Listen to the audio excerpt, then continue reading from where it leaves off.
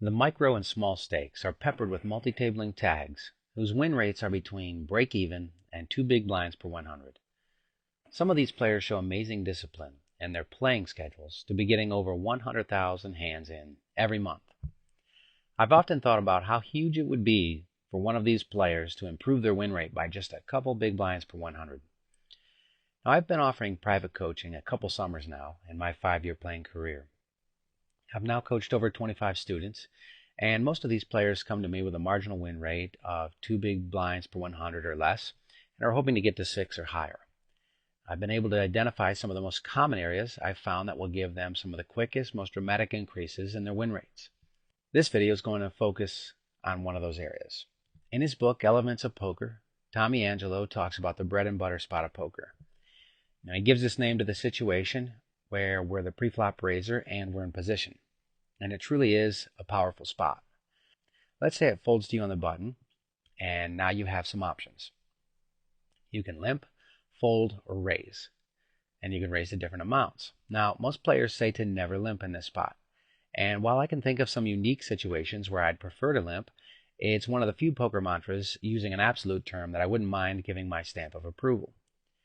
Not only can you just take the blinds right there with a raise, which is a fine result, but it also allows you to get in that bread and butter spot. You gain the initiative in the hand, so your opponent's going to be responding to you.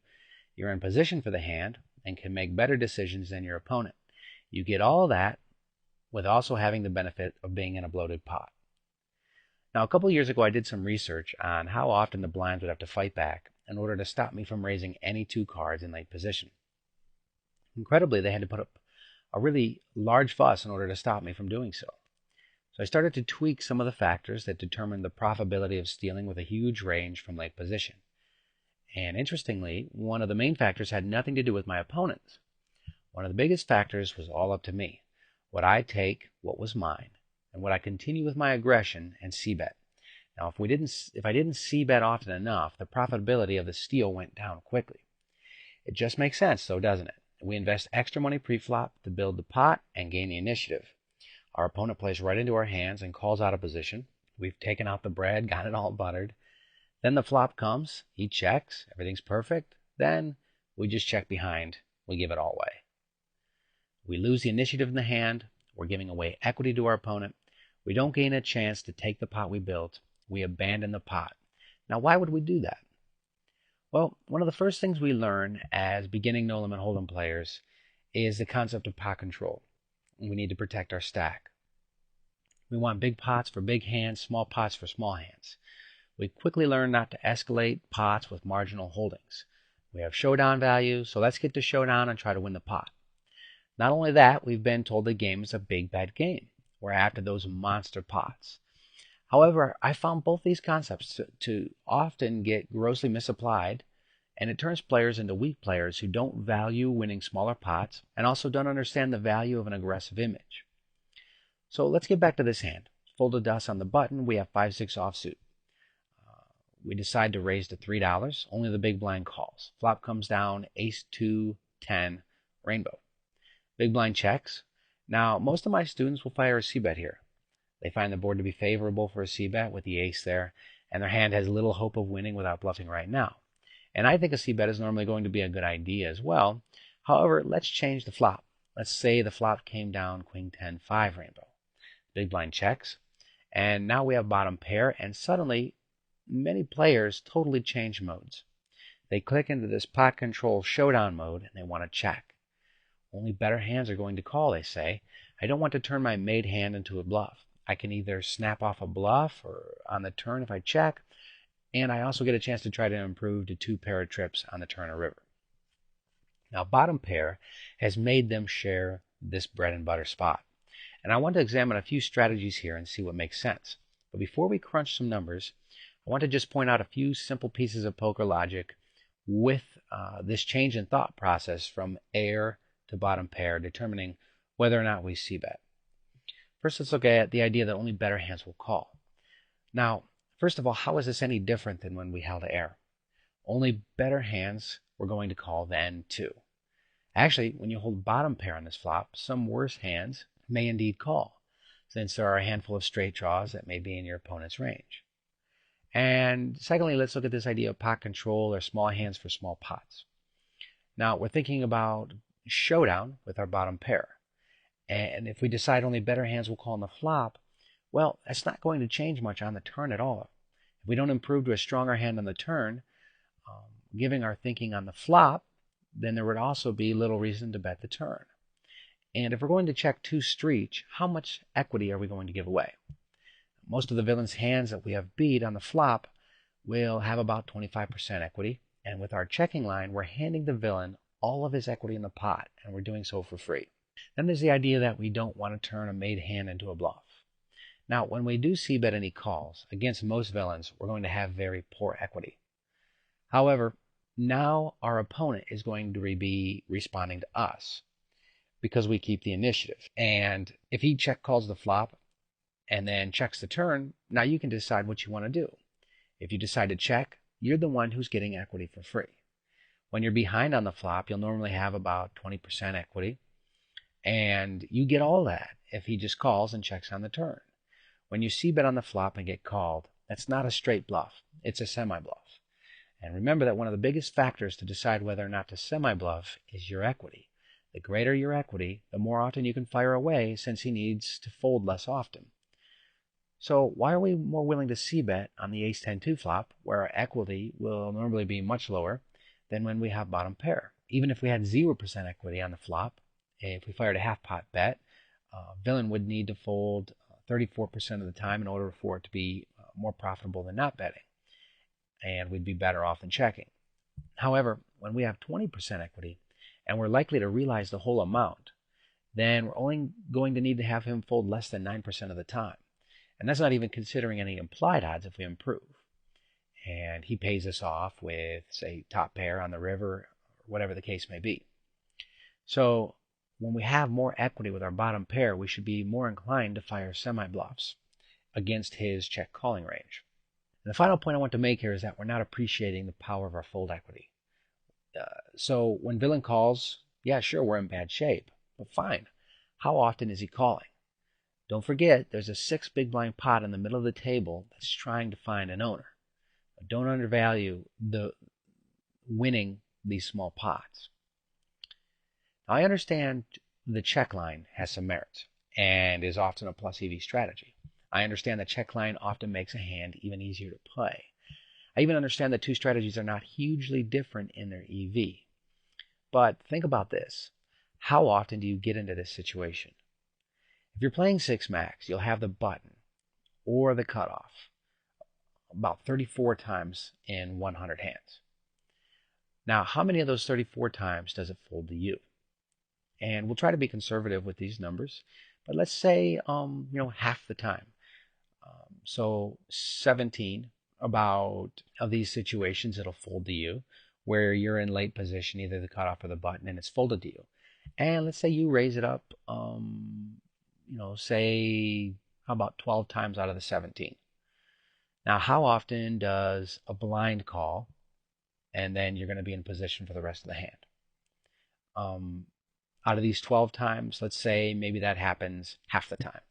So that would be 6 trials. Now, of that 6 trials, how often do we flop something marginal and then get checked to? Let's say that happens a third of the time. So that would be 2 trials in 100 hands.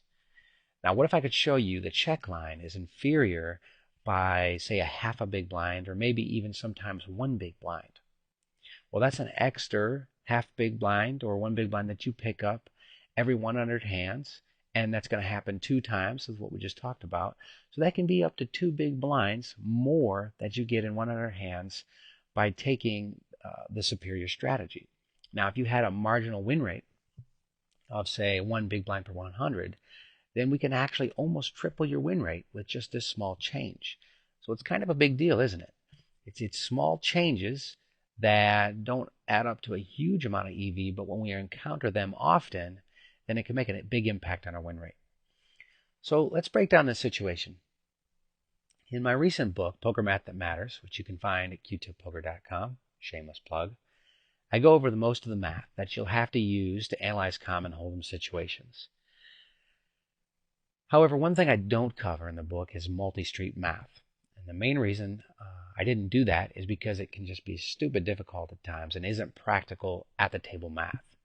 So when I'm analyzing a situation like this, I like to use the software, but I want to show you these strategies laid out in the software so you know I'm not just pulling the numbers out of thin air. We're going to look at a few different things as we examine this hand. We'll keep some constants as we compare strategies in order to properly compare them. But let's start out with how many of the marginal winning tags would play this hand against some different villains. Okay, so the setup we have here, we raised the pot pre-flop. This is a no limit 100 game. We both have $100. We have 6-5 offsuit.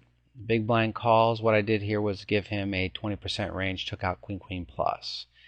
We're going to run some different VPIP, so don't be too concerned about his range right here. The flop comes down queen 10-5, so we flop our bottom pair. He checks with all of his hands, so this is a passive player we're against. Actually, we'll see he's extremely passive in our assumptions. And we decide to check back instead of c-bet.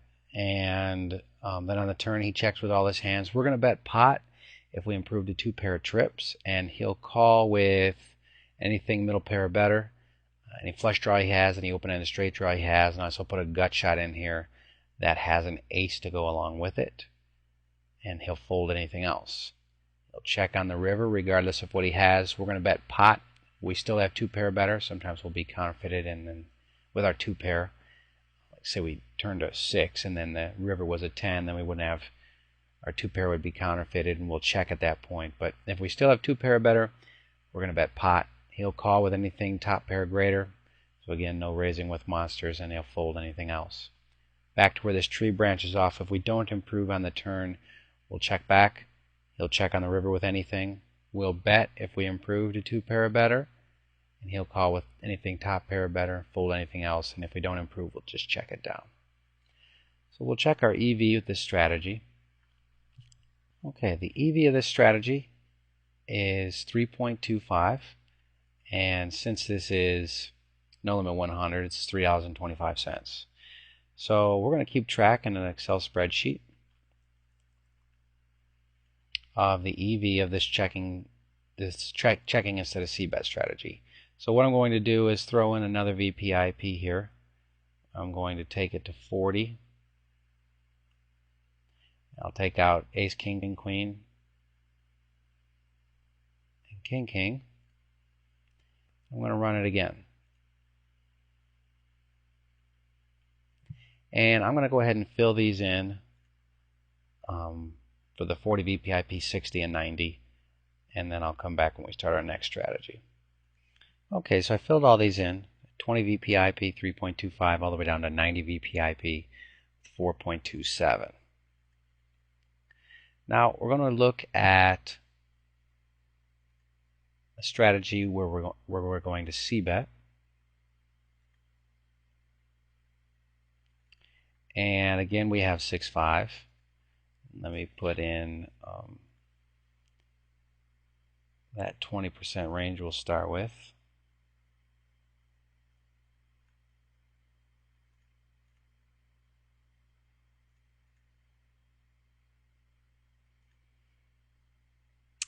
And so he calls with that 20% range without queen, queen plus. He checks. We're going to bet half pot with our bottom pair. Again, going to be a very passive player. Anything middle pair or greater, he's going to call. Any open-ended straight draw, he's going to call. Any gut shot with an ace in it, he'll call. Anything else, he folds. Checks to us on the turn with anything. If we again improve to 2 pair or better, we bet pot. Otherwise, we check and check it down unless we ever improve. On the turn, he'll call with middle pair or better. Again, his open-ended straight draw or a flush draw. Going to have him fold his gut shot. He'll fold anything else too.